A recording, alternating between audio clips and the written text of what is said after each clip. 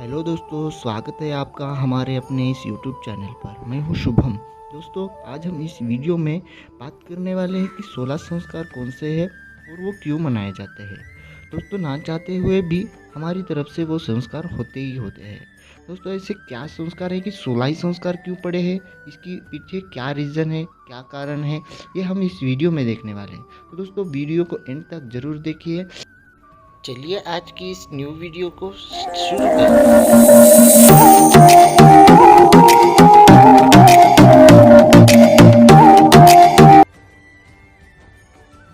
संस्कार या संस्कृति यह संस्कृत भाषा का शब्द है जिसका अर्थ है मनुष्य का वह कर्म जो अलंकृत और सुसज्जित हो। हिंदू संस्कृति यज्ञमय है। गर्भाधान से लेकर अंत्येष्टि तक ये क्रिया होने तक सभी कृत्य, सभी संस्कार यज्ञमय रूप में जाने या माने जाते हैं। दोस्तों, हिंदू धर्म में यह मान्यता है कि जीवन का हर एक पहलू और हर अवस्था यह पवित्र है। इसीलिए जीवन का हर पड़ाव जन्म से लेकर मृत्यु तक एक उत्सव की तरह मनाना चाहिए, ताकि इस बात की याद रहे कि यह जीवन भगवान का दिया एक उपहार है। अनंत काल से मनुष्य अपने अपने आप में एक सुधार करता चला आ रहा है, यानी कि अपडेट करता चला आ रहा है, जिसमें वह शारीरिक, मानसिक और आध्यात्मिक उन्नति का प्रयास करता है। अपने ऋषियों ने अत्यंत अभ्यासपूर्ण विचार करके ये संस्कार बनाए हैं। शुरुआत के काल में 24 संस्कार बनाए थे, किंतु समय के अभाव के साथ परिवर्तन होते हुए महर्षि वेदव्यास जी ने अंत में 16 संस्कार निश्चित किए।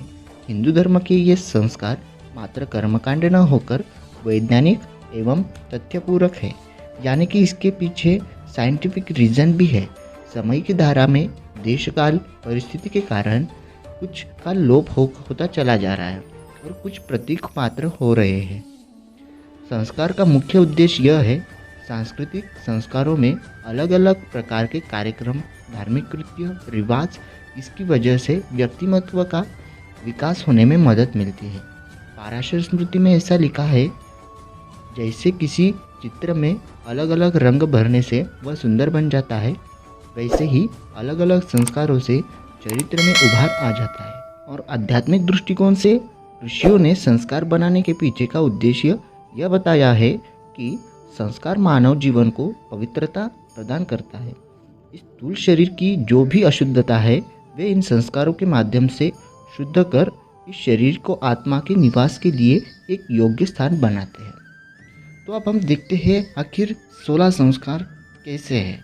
महर्षि वेदव्यास जी ने जन्म से पूर्व यानी कि 3 संस्कार है, जीवन काल में 12 और मृत्यु के पश्चात 1, ऐसे 16 संस्कार बताए गए हैं। जन्म के पहले 3 संस्कार कौन से हैं? गर्भाधान, पुंसवन और सीमंतोन्नयन, ये संस्कार हैं। अभी गर्भाधान में गर्भधारणा एक स्वस्थ, निरोगी एवं बुद्धिमान संतति तथा अगली पीढ़ी निर्माण हेतु पवित्र मन से पति अपने पत्नी के गर्भकोश में एक बीजारोपण करता है। ईश्वर का दिया हुआ प्रसाद हमारे घर आया है, इस भावना से पति पत्नी गर्भ का स्वागत करते हैं। ऐसा गर्भधान होता है। पुंसवन, यह केवल पहली संतान के समय ही किया जाने वाला संस्कार है। यह संस्कार गर्भावस्था के तीसरे या चौथे मास में किया जाता है। इसका उद्देश्य पुत्र प्राप्ति है। पुत्र यह अपने कुल का चिराग होता है। ऐसी मान्यता पुत्र अवश्य ही चाहिए, यह धारणा पूर्व काल में थी, किंतु समय के साथ साथ मान्यताओं ने भी बदलते जाती है। इसीलिए आज के इस युग में लड़का या लड़की मायने नहीं रखता। सीमंतोन्नयन, इसको गोद भराई के कार्यक्रम के नाम से भी जाना जाता है। गर्भवती माता एवं गर्भस्थित शिशु उसकी समृद्धि के लिए यह संस्कार किया जाता है। सुश्रुत की आज्ञानुसार गर्भवती माता ने इस अवस्था में अतिश्रम न करना चाहिए, दिन में न सोना चाहिए, रात में अधिक जागना सही नहीं है, भयमुक्त रहना ये भी वंचित है, विरेचक दवाएं न खाने का आदेश दिया है। अपने विचार और आचार पवित्र को इस ध्यान गर्भवती माता को रखने की सलाह दी जाती है, क्योंकि जैसे मन के विचारों को प्रभाव कोख में बढ़ते शिशु पर भी होता है, जैसे कि अभिमन्यु की कथा आपको तो पता ही है, जैसे कि उसने चक्रव्यूह अपनी माता की पीठ में ही सीखा था। तो दोस्तों आगे बाल्यावस्था के कौन से संस्कार हैं?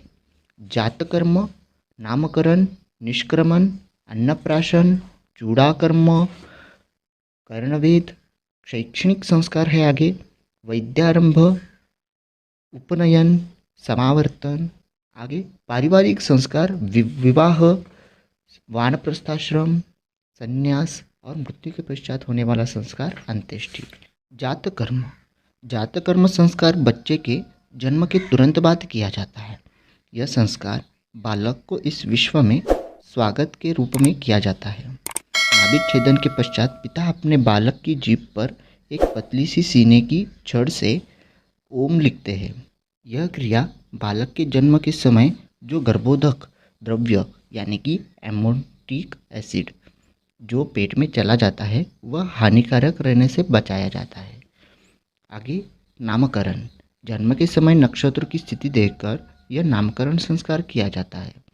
बालक के जन्म के समय चंद्र की स्थिति तथा 27 नक्षत्र के 212 विभागों का अभ्यास करके एक पवित्र नाम बालक को दिया जाता है, जिसके पीछे का कारण है कि बालक या बालिका उसकी लंबी उम्र हो और उसका सांसारिक जीवन समृद्ध हो। निष्क्रमण, यह विधि 40वें दिन अथवा उसके पश्चात की जाती है। बालक पर पवित्र जल छिड़का जाता है और उसे पहली बार सूर्य दर्शन के लिए खुली हवा और प्रकाश में लाया जाता है। इसका उद्देश्य यह है बालक में पंचमहाभूत के लिए कर्तव्य पालन की भावना भरना है। अन्नप्राशन, यह संस्कार सामान्यतः छठे मास में किया जाता है। माता का स्तनपान कम करके बालक को अब विधि सहित पहली बार चावल, घी और शहद मिलाकर खिलाया जाता है।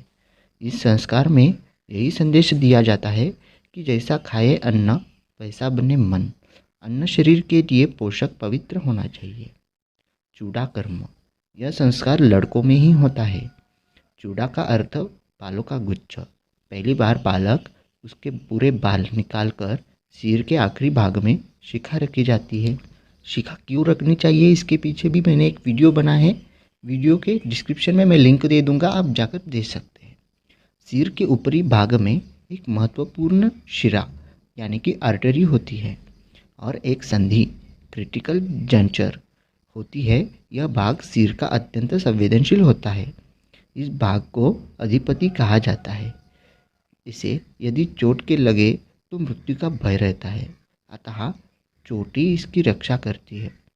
उसी तरह यह शिखा ब्रह्मांड से आने वाली सत्व ऊर्जा उसके ब्रह्मरंध्र में प्रवेश करने में सुकर होती है।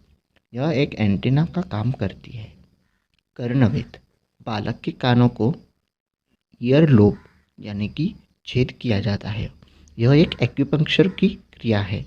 शास्त्रों की मान्यता है कि कर्णवेद से अंडवृद्धि यानी कि हाइड्रोकोसिल या हार्निया जैसे रोगों से रक्षा होती है। साथ में यह कानों के अलंकार के लिए भी काम आता है। विद्यारंभ, यह संस्कार वेदारंभ, अक्षरारंभ, अक्षरलेखन, अक्षराभिकरण या अक्षरविष्करण नामों से भी जाना जाता है। बालक 5 साल का होने पर पहली बार गुरु अपने पास बैठाकर पहला अक्षर ओम लिखाकर शुरू किया जाता है। उसके पश्चात सरस्वती, गणेश और अपने इष्ट देव का नाम लिखकर लिखना आरंभ किया जाता है। उपनयन, इसे यज्ञोपवीत नाम से भी जाना जाता है। इस संस्कार में आचार्य द्वारा पवित्र धागा यानी कि जनेऊ दी जाती है। यहाँ से बालक का बुद्धि बल और आध्यात्मिक प्रवास शुरू हो जाता है।